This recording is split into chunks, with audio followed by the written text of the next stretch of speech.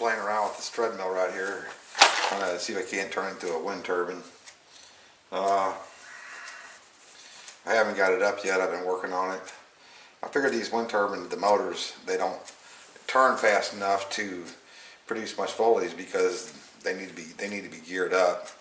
And I put in a 2-to-1 ratio on here. This is a timing pulley. I made this timing pulley on my lathe and my milling machine. Cut the grooves in the milling machine. And that's how I got the 2-to-1 ratio. I bought the top pulley on here and I bought the belt. I found a piece of 2x2 square tubing, and I bored it out on each end except a 6204 bearing. And then I took and machined out a shaft to fit the bearings and fit, so it fits inside there. It's got a little step to hold the bearings apart, and it fits inside there really good. And like I said, made the shaft. I threaded it on this end right here. I'm planning on putting another chunk of aluminum on the front right here, similar to this one, designed to hold the blades. I said this right here, there's a keyway put in this pulley right here. I keyed this pulley here out. This pulley right here, I bored it. Before I actually did that, I had to take these treadmill motors. They have the end of the shaft is threaded, and the pulley screws onto there. That's how it works. They got a thread on them right here, and the pulley itself screws on there. It's a left-hand thread. It screws on. That's how they install the pulleys on a treadmill motor. Well, the shaft wasn't long enough to support my pulley right here, so what I did was threw this in a drill press. This was sitting on here, and I used a hole saw, and I cut this part out. This was another one, and I took and Loctited this, had everything cleaned up, screwed it on there. The motor was all apart. I had the armature on the motor, and I screwed this on there, and then I machined this all down because I figured, where am I going to get a left-hand tap that size to fit on there, So I didn't want to be buying left-hand tap for a project. I don't even know how it's going to work out. So I screwed it on there, Loctited it on there, and then put it back in the lathe. And I machined this here all back down to so this was just almost down to nothing, but it was the same size as the shaft. Because there wasn't enough on the shaft to support this pulley up here. It was, the thread started about there, so I only would have had a little bit right here to, keep the thing lined up on there. I milled the keyway into the shaft, and I broached the keyway into this. I broached the keyway into this. If you're not sure what a broach is a tool a machinist uses. He takes the pulley he's got, this is pretty close to the right size. You find one of these that fits your pulley, and it's got a groove cut into it right there. And you drop that down inside the pulley, and you put this in a press. And this broach right here has got teeth on it, and these teeth are tapered. They stick out more down at this end than they do at this end. And when you put this broach in there and you press this broach through there, as these teeth go by, they cut the keyway. When you push it through there once, you put a little shim in there, which is a little piece of flat metal that lays in there that spaces this up higher. You press it through there again, and it cuts the keyway deeper. That's how you want it. That's how a machinist cuts keyways in pulleys. Anyhow, I've done a keyway both of these, keyway the shafts. The keyways are all installed.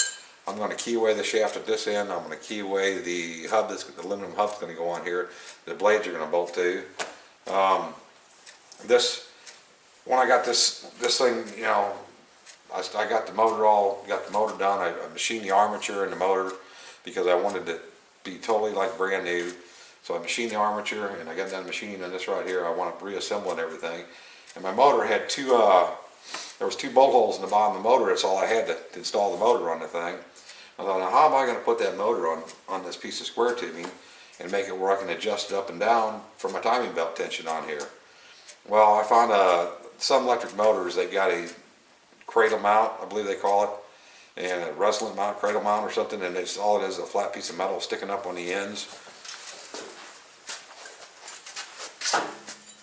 There's this on the ends of the motor, this here, the plates in the middle, and there's one of these on each end, and this would go up and grab the bearings of the motor.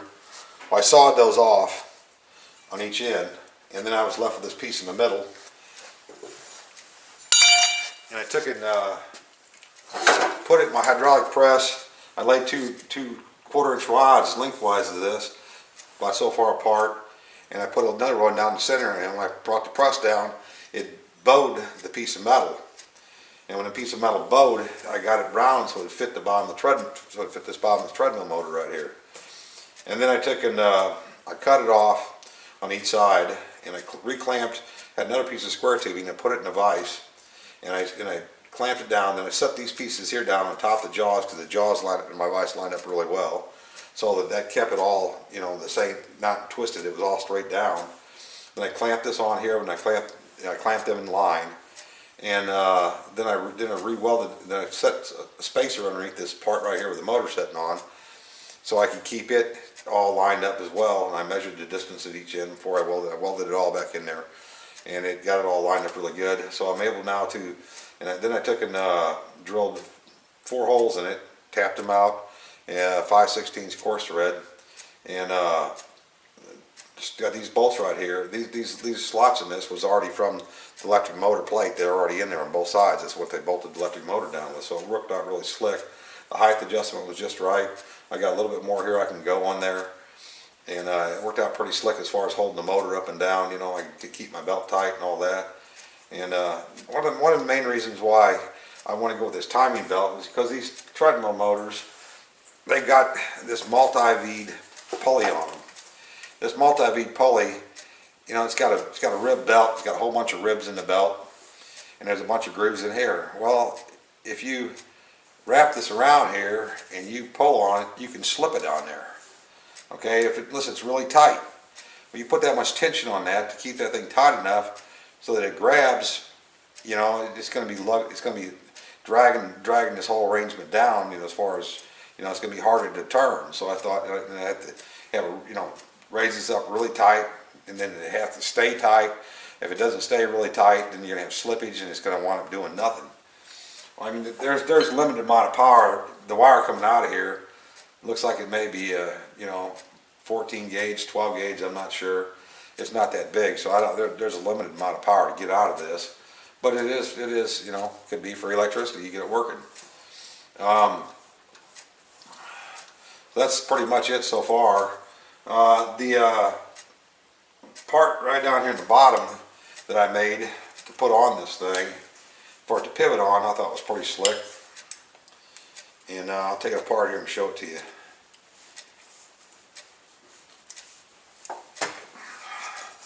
I took a piece of 1 inch by 2 inch, oops.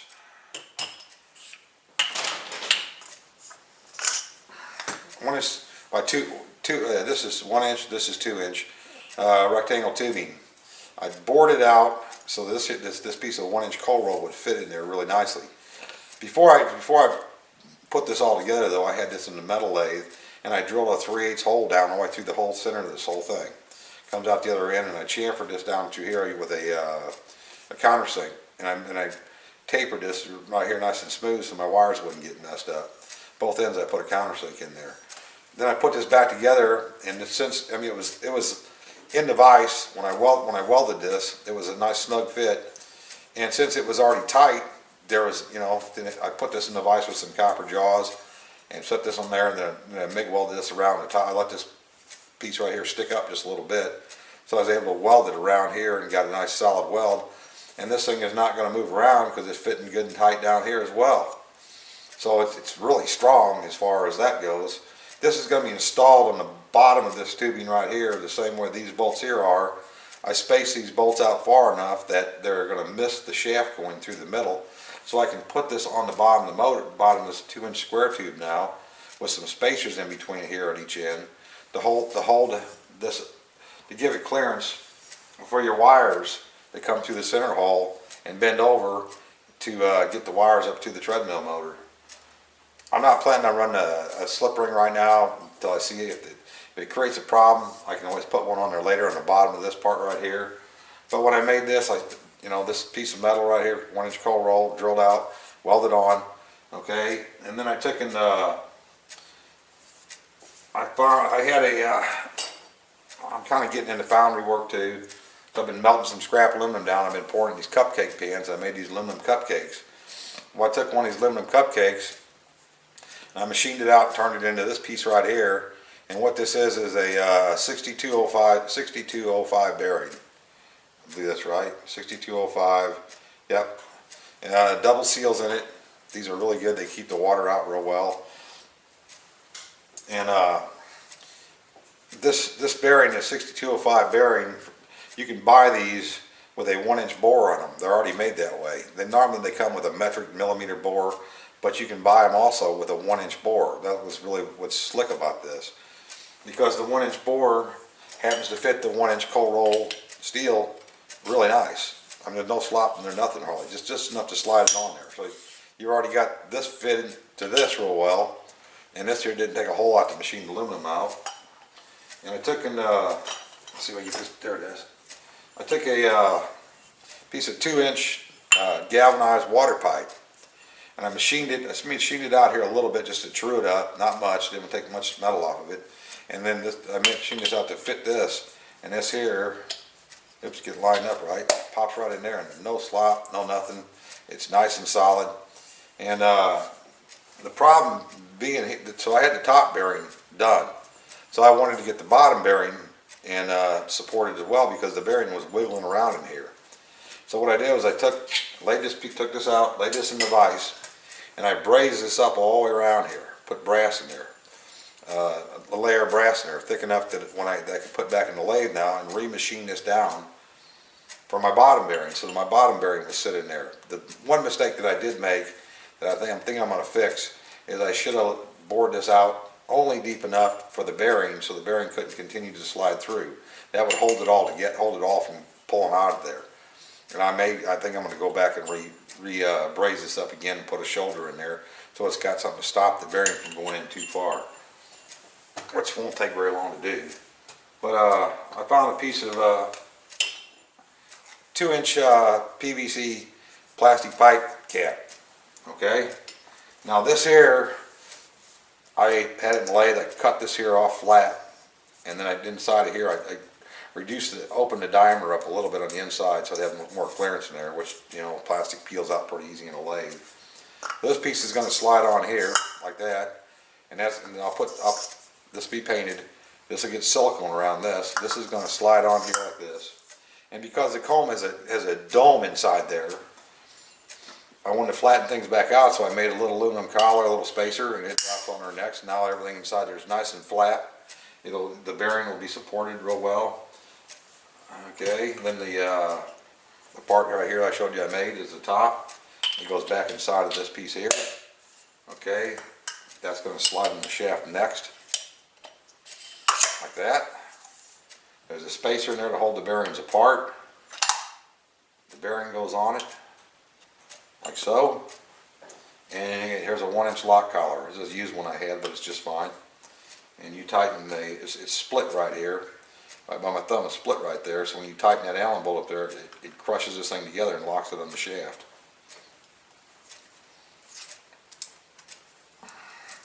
So you tighten that up on there like that, and that locks it down really good on the shaft. And so now you got one hell of a yaw bearing for this turbine, and it spins really easy. I mean, it's just like butter. It's got 2 ball bearings in there, you know, brand new ball bearings. This is designed to keep all the water out. The reason why I selected a 2-inch pipe is so I can screw a coupling on this and attach it right to another 2-inch pipe for my tower pole. So that'll make that real easy. The wires will run down the center. If I do have a problem with the, you know, I need slip rings installed in there, I'll take and make another piece here to go that'll be like this collar, but it's going to be designed for the slip rings to mount. So I'll have the slip rings down inside the pole. Because you can buy them, they don't cost that much for the slip rings. I'll have it down inside the pole so it'll be all protected from the weather and everything. Which will be, it'll turn, you know, I'll set it up so it'll turn, it'll be just fine. But the reason I'm putting this treadmill motor on top of this square tubing, and the reason why I'm doing that is because if you put this thing on the bottom like the other videos I saw, well, if you did that, how are you going to mount your bearings for your pivot's going to be way in the front or way behind the thing. This way I figure I can keep you put it over here, turn everything upside down and put it way up there. But this way I can keep this thing all pretty much balanced right on the, not that it has to be with this great bearing, but put this thing, you know, somewhat closer to where the balance point of it is. I'm going to wind up drilling a couple more holes like these down on the bottom side down here, and that's where I'll come off the thing for my tail. And then the 4 bolts I'll drill up from the bottom and the square tubing. It's just, the whole thing's in my vise right now, but I'll drill it from the bottom to bolt this on with, like I said, with some spacer to hold it apart. And it's working out pretty slick. I mean, I'm not going to get, I realize the size of this wire, how much power you possibly can get out of there. Not a lot, but you get some. And, you know, I mean, I got a solar panel array, and, you know, it puts out when it's nice sunny days and all that stuff. But, you know, a lot of times in the winter when you don't have a lot of sun, and in those days, usually you got a lot of wind. And I figured for the time being, I'd like to just play with this and see if I can't do something with it. Just curiosity, and more than anything else, curiosity's killing the cat here. This is all threaded for it's a, you know, fine threaded with a nut, little nylon lock nut in there, so it's going to keep it, you know. And with the keyway put in this won't have to be super tight on here, nothing, just snug it up. Everything should be fine. I still have to drill this here out and put 2 set screws in this yet. I haven't done that part yet, but everything else is all mounted up. But I got it all together, and you know, the blades, I bought some an old great big old sign, and I'm gonna cut the sign up and try to make some wind turbine blades out of this aluminum, see if I can't bend it on a sheet metal brake. But I haven't got to that point yet. I've been working on this and had some other stuff I had to do. But when I get the blades, you know, either that or if that doesn't work out, I'm gonna wind up buying a set of blades because I know this is gonna do something. But anyway, I got the voltmeter sitting right here. I'll turn it on, and let's turn it and see what we get out of this thing. I'll spin it over. Let me see if I can't see how the focus is right now. Let me just suck you in right here a little bit. There we go.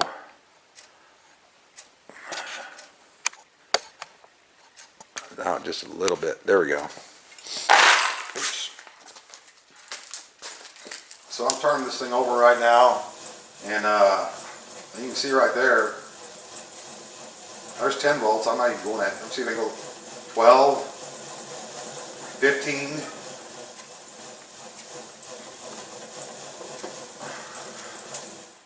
It wasn't that hard to get it to 13 volts. Yeah, 13 volts, 14. I've had it up when I really tried it out really hard. I've had it up to 16 volts, no problem. So I don't think that it, you know, it's going to take that much wind to get something out of this thing. Anyway, you know, the idea of the I saw, you know, people using what do you call it, office chairs, and using a pivot off the office chair to make a pivot for their, you know, for a treadmill playing with. And I've seen people using casters, the pivot off of a caster, where there's no hole through the middle of that thing. And I just thought this is a pretty slick little setup I got right here. It's all waterproof pretty much.